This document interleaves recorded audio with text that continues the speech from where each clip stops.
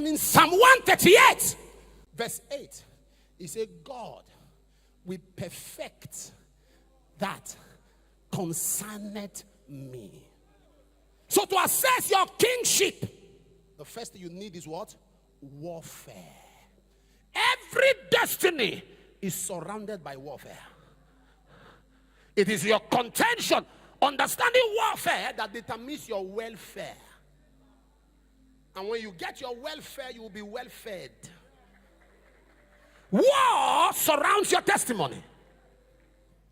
You see, don't copy. You see, don't act like Solomon, who you think had no war to fight. David contended for Solomon, 66 battles and 1 war. But when Solomon became a king, he operated warfare, but with wisdom. Solomon married 700 wives, 300 concubines. Not because he was promiscuous. It was strategy. Solomon had 700 cities around him and 300 regions. So he picked a princess each from the palace. So no king could fight him because you can't fight your in-law.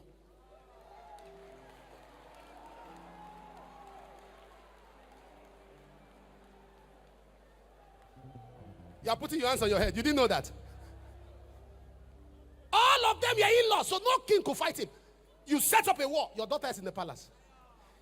1,000. He didn't know all of them. Solomon was not calling the wives by name. He was calling them by codes. Florence 202.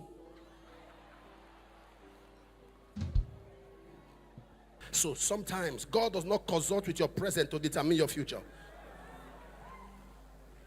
God does not consult with your present to determine your future. Warfare! Because there are many things and people around you. You know, God, there are 2 people God told us to love. He said, love your neighbor. In that moment, they say, love your enemies. Only those 2 people. Love your neighbor, love your enemies. Because your enemies are amongst your neighbor.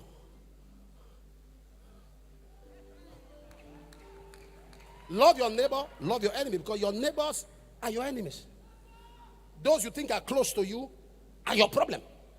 To assess your throne as a king, you need power. I love power. I love power. If there's anything that attracted me to Papa over 25 years ago, is power. Somebody say power. Somebody say power. Somebody say power. That was what attracted me, sir. Power.